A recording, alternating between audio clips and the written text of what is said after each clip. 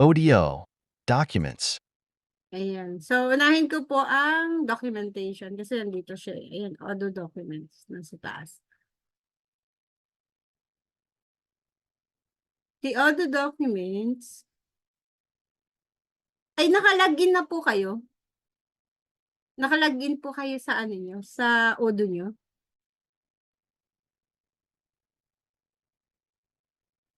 Para ano sana tayo.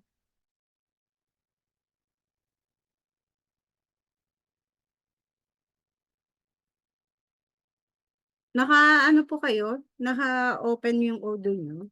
Yes po, ma'am. Open na po. Okay? Sige, explain ko po si documents. And yung documents po na ito ay ano po, ang kagandahan nito, once na may document ka ba, in-scan mo, pinicture mo, isa-send mo lang sa email ad ni Odoo mo. So, automatic na siya na mapupunta dito sa documents.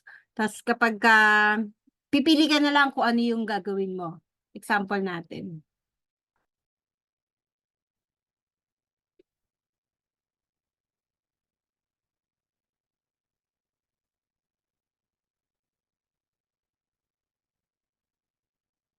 Halimbawa, meron kang client.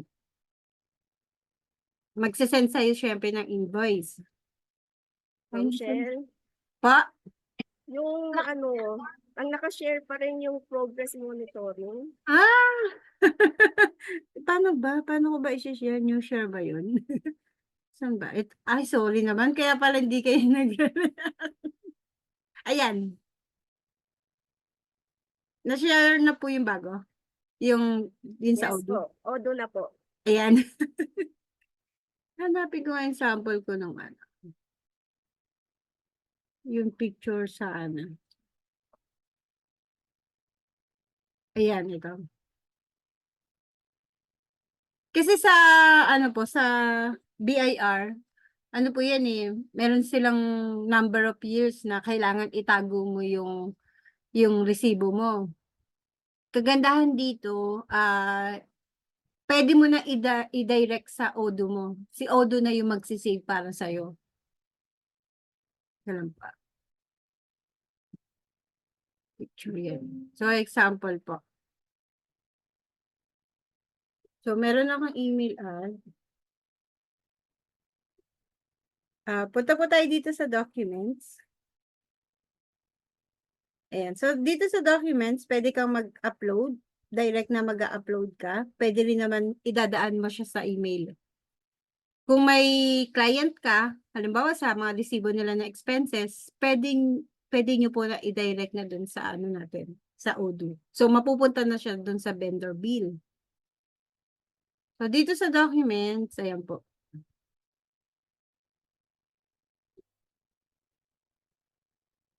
Ayan. Kapag po sales invoice, yung gusto nyo po na ma-upload sa Odoo nyo po, ito po yung ika-copy mo. Dito sa, po, finance. So, kakopy mo siya. Nakikita nyo po yung email ko? Baka kasi hindi ko na-share na naman.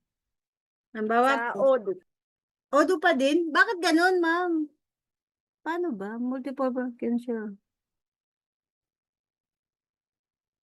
Sa Odoo, wala pa yung email ad ko? Wala po. Odoo pa rin. Wala, paano yun? Paano ba yun? Nagpanic no? Wala ba dito yung di ba Ma'am Lynn, may ganun tayo dati, yung nakikita niya yung email ko, yung pag-i-email ko. Isa lang yung paano ba mag-share na maramihan? I-click ba? Kiklik ko ba lahat? Na no? Napaisip bigla eh. Ayan. Nakikita niyo na po? Odoo pa rin po. Ayan Ayan na, ma'am. Okay na. Panic mode no? Nagpa-panic na.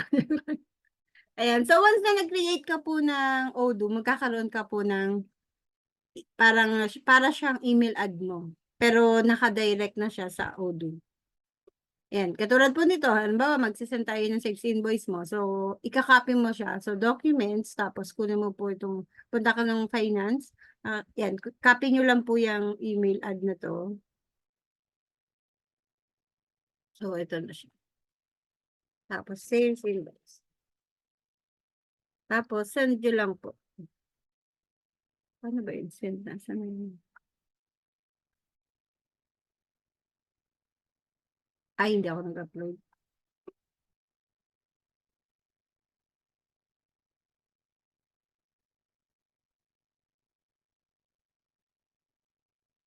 Upload.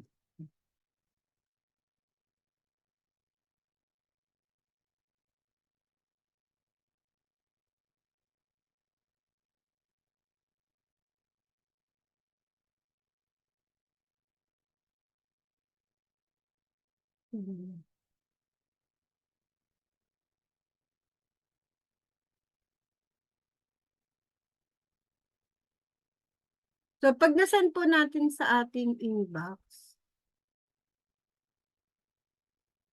refresh nyo lang po.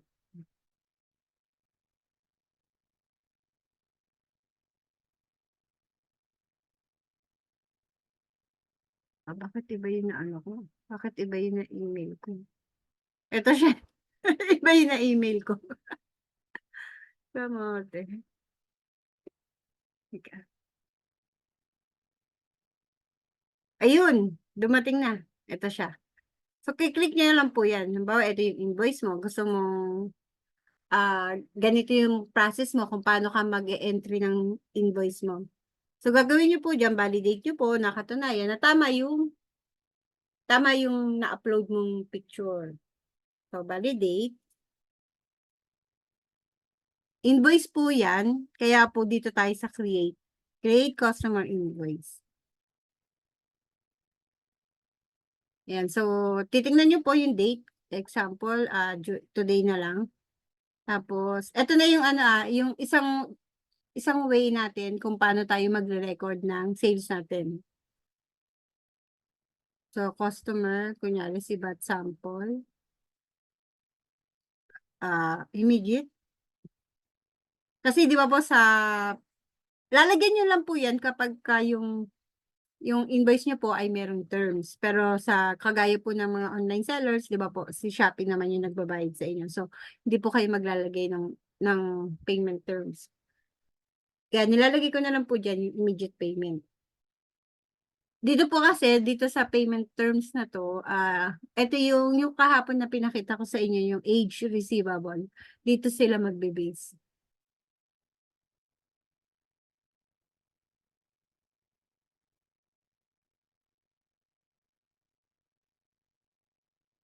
Teka lang po. Ayan, dito. Makikita nyo po dito sa accounting dashboard nyo po, yung invoice. Ayan na. One invoice to validate.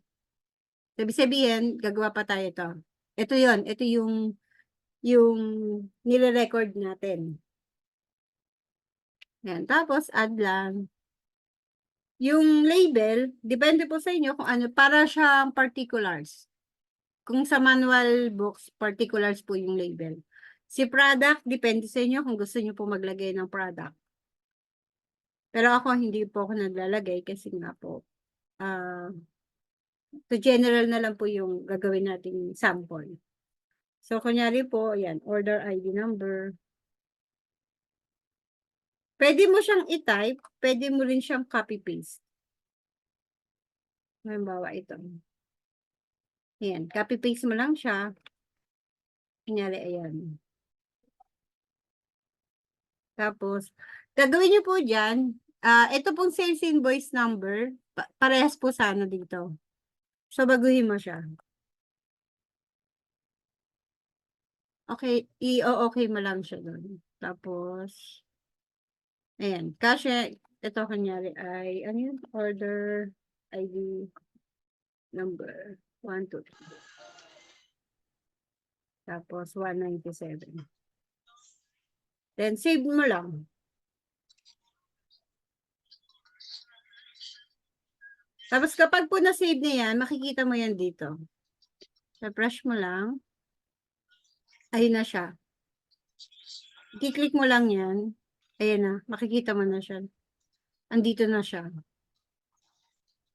Ayan. Kagandahan dito, ang advantage nga po ay yung document, ay yung entry mo sa accounting books mo, makikita, nasa side na niya yung ano, nasa side na niya yung document. Alam mo yung hindi ka na, mag-entry ka sa, ano mo, sa Excel mo. Ang gagawin mo, pupunta ka pa ng, ano mo, ng file mo, kung nasaan yung document, para lang ma-double check mo kung tama yung nirecord mo. Dito kay Odoo, nakalapit na siya. Pwede siyang magkatabi. Tapos dito rin po, ang advantage din ni Odoo, makikita mo, halimbawa kasi meron kang bookkeeper, tapos meron kang, ikaw yung owner, tapos meron kang bookkeeper. So, binigay mo yung access mo ng Odoo mo kay bookkeeper. Ang maganda po dito, makikita mo yung galaw mo dito. Si bookkeeper mo, nag-validate ng invoice. Si ano mo. So, anything na gawin mo sa invoice mo, madali siyang makita. Kung halimbawa, gusto mo naman na i-save, i-download yung pinadala. Ayun sa Zone U1. Baka,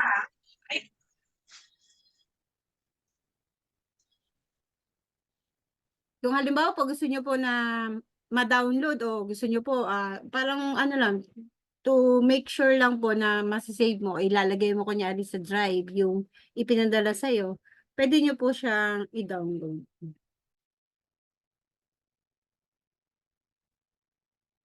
Ayan. Madali siyang mag-download, madali siyang mag-upload. Ayan na siya.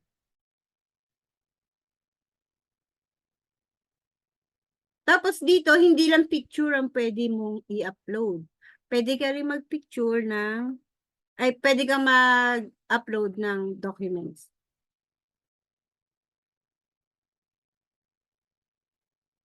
Saan nga ba yung upload?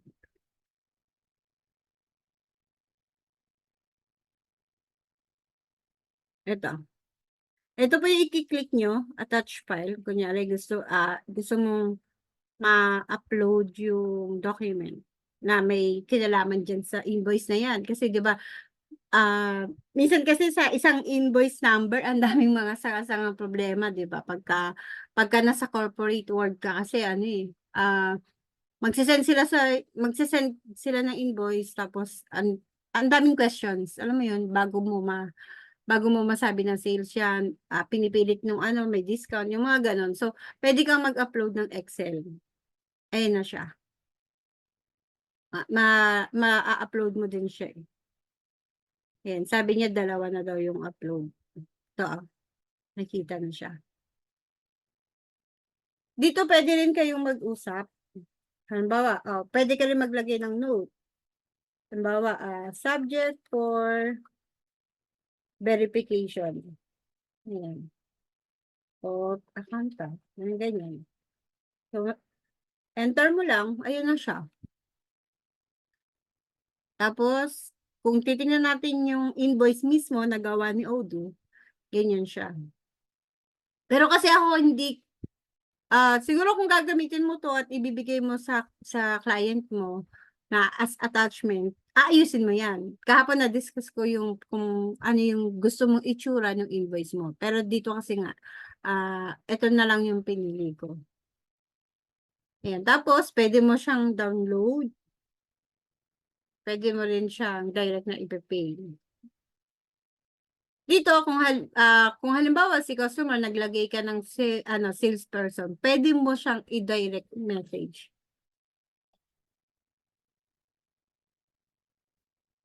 Ayan. Pagka naglagay tayo, mamaya, hindi, bukas, ma-discuss ko yung about sa customer. So, pwede tayo maglagay ng ganun. Pagka nag-message ka dito, halimbawa itong invoice na to, i-message mo si customer mo, send mo lang. Dito na kayo mag-uusap. Itong invoice na to, may problema, dito kayo mag-uusap. Madali na siya. Tapos, kung ita-download natin yan, may mabilis sa internet ko, napansin nyo. Nasa QC na kasi ako. Kahapon kasi, no?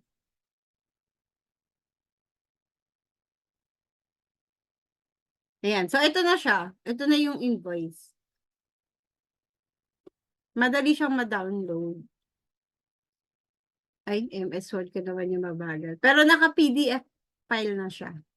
Pwede mong gawin dyan kung hindi ka online seller at magbibill ka, pwede yan direct na po sa client. Okay? Do you have any questions? Tapos dito makikita mo, oh. Kung makikita mo dito, due in 0.3 days. Ayan, kasi naglagay tayo ng immediate payment. Okay? Okay po yung ano natin, documentation tapos invoice. Hindi ko pa masyadong i-discuss po yung invoice. Pagka nasa topic na tayo ng sales invoice, tsaka ko po siya i-discuss ng ano po, yung talagang detailed. Documentation kasi yung topic natin. Okay? So, pagka okay na po kayo sa sales invoice, move tayo sa ano po, sa expenses mo naman. Yung halimbawa, meron kang supplier. Sabi mo na lang sa supplier mo na pwede pong pakisend na lang po sa email ad na to. Tapos nakasisi lang yung personal, ano mo, personal email ad. Tapos kung bookkeeper ka, si client mo magsisend ng mga expenses niya, mga resibo niya dito sa ano natin, sa Odoo. Okay? May questions po?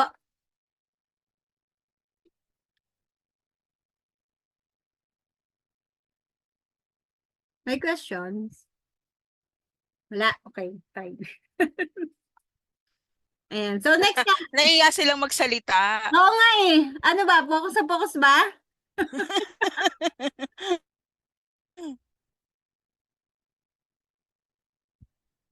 Next natin ay yung documentation na expenses naman.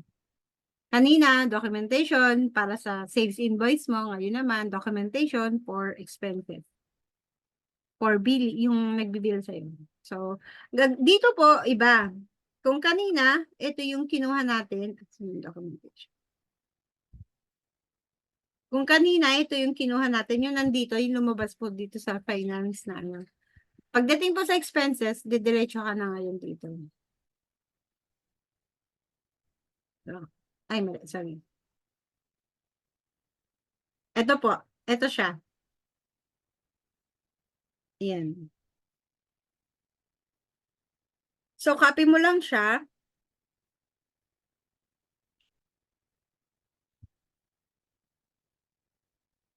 Paano ba ito na?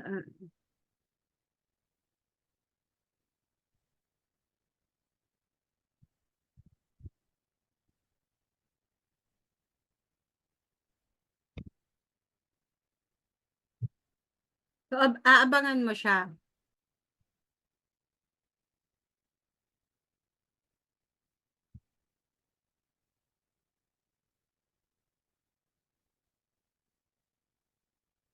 Kailangan mag-ano po yan. Lalabas yan.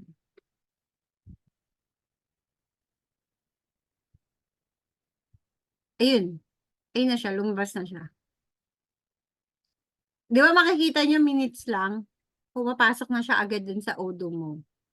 So, ito siya. Makikita mo kung sino yung nagpadala, kung anong email yung nagpadala. Tapos, makikita mo yung bill number niya. Yung bill date, ikaw pa yung mag-e-edit. Kasi nga, ano mo siya, ibabalidate mo siya. Okay. Ay, wala na eh. Umalis na. Ay, Ay, sorry po. Sorry. Nadadala ka Sorry, na- sorry, sorry. Nadadala ka na yung damdamin. Ayan, so, create natin. Okay. Okay pa.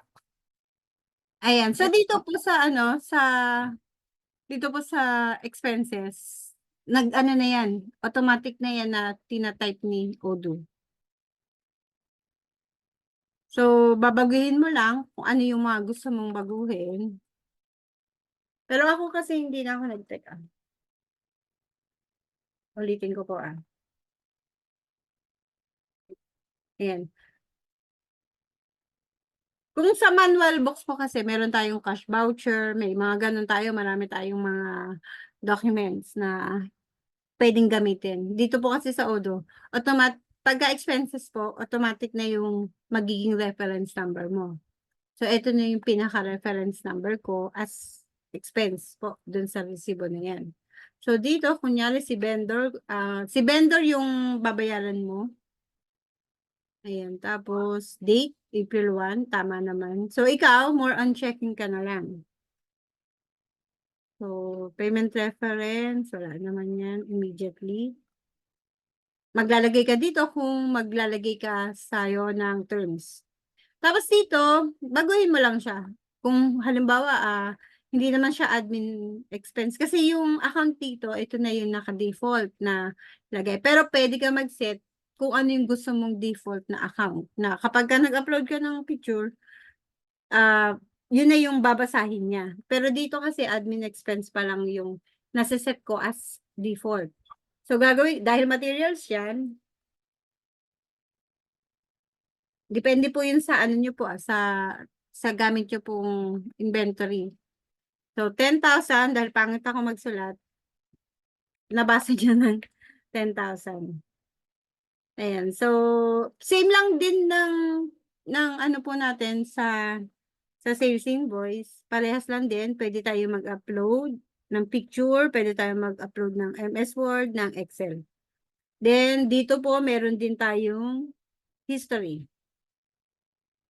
So, si activities, halimbawa, itong ano na to, itong invoice na to, itong receipt na to, kailangan natin magpa-meeting.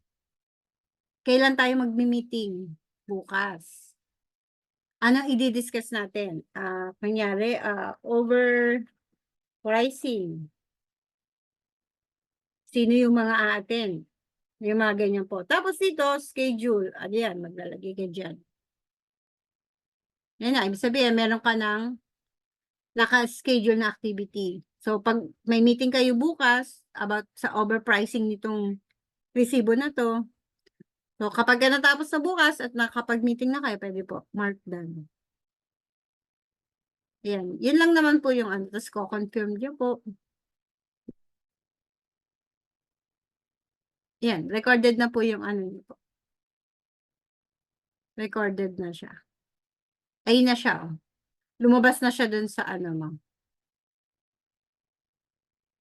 Okay? Okay yung documentation.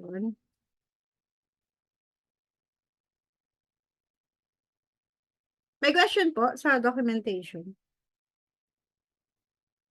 Ma'am Shell, kasi nag-try na rin ako niyan mag-upload. Like dyan sa vendor bills. Kasi diba magsisimula kami mag-upload yung first pa namin na mga resibo. Tulad ng example nyo po, April 1. So paano manonote dyan na paid na siya? Kasi yan, tulad ko yan nakalagay to pay pa lang. Oo. Pagka nandun na tayo sa topic ng ano po, vendor bills, yun, madidiscuss po yun. Para ngayon po kasi yung documentation is pinakita ko lang sa inyo na pwede tayong mag-upload ng resibo, tapos nakadirect na siya sa email ni Odoo. Madidiscuss po siya kapag nandito na tayo. Itong vendor bills na yan. Okay. Ano po yan eh, lahat po yan i-discuss ko eh. Itong customer invoices, ano ba yan? Itong vendor bills, ano ba yan? Yan. Madidiscuss ko po yan. Okay? May questions pa po?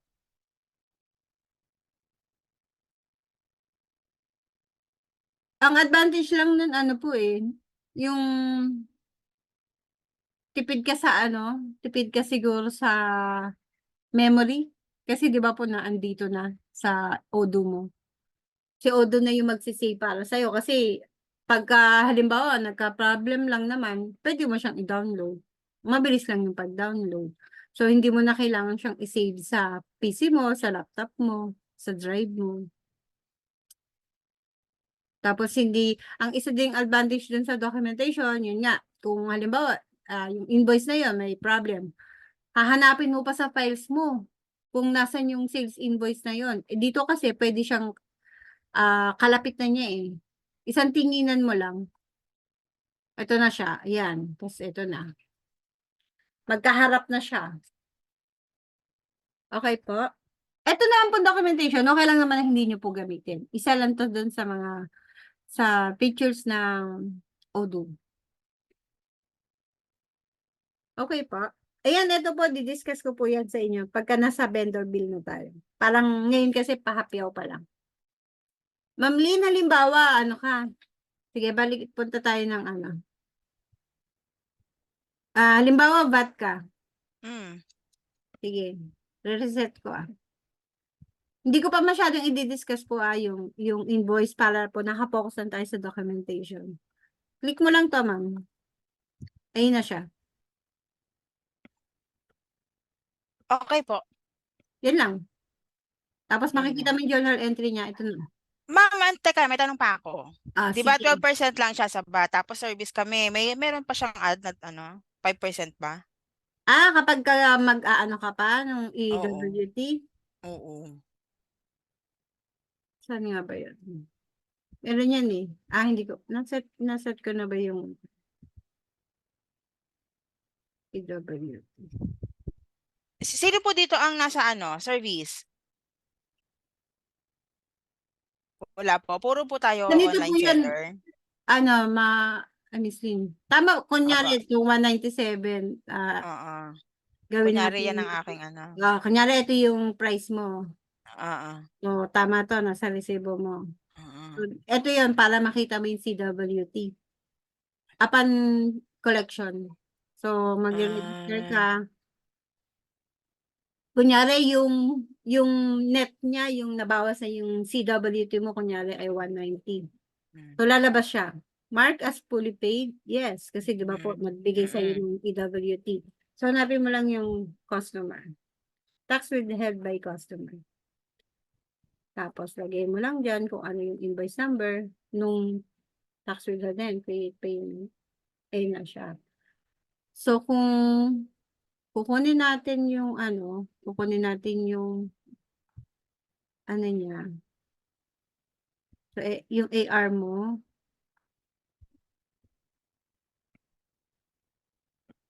nasa asset pala yun.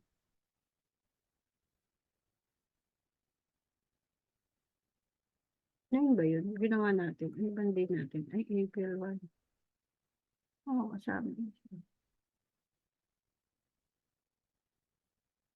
Dito dapat yun makikita. Ito yung ano mo eh. Ayun yung 12%. Ayun na siya. Output. Makikita mo yun dito sa tax mo.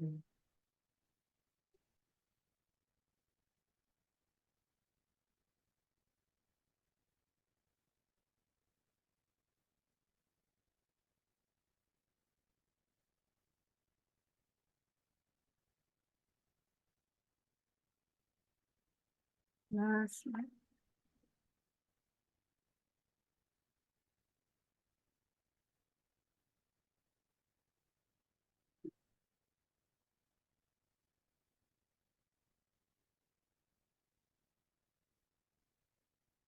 Ba nilagay natin date doon? Ano ba pinade natin?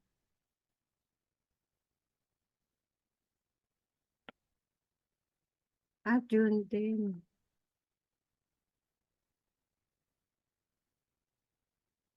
Kaya pala.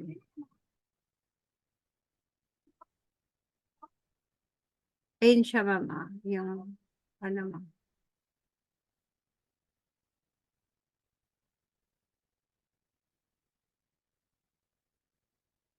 Lalabas siya.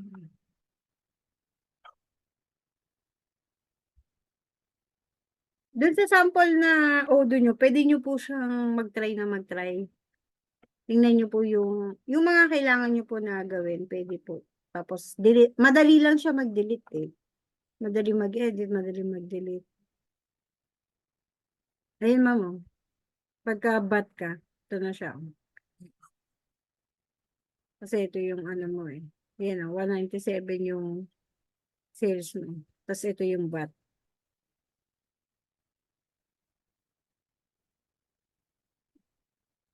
Teka lang po. Ayun. Ito siya, ma'am, lumabas na yung ano mo. Ayun. Ayan o, tax withheld. Sabi sabihin, ito yung kailangan mong 2307 na ma-receive. Oo. Okay? Okay.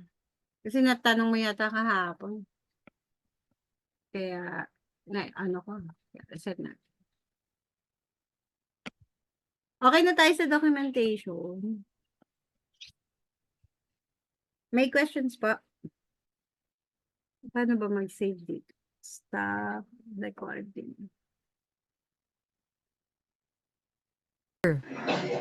The information provided is for educational purposes only and should not be considered as professional advice. The interpretation is based on my knowledge and my of working experience as an accountant. I am not connected and not endorsing Odoo. I am just one of the users of Odoo.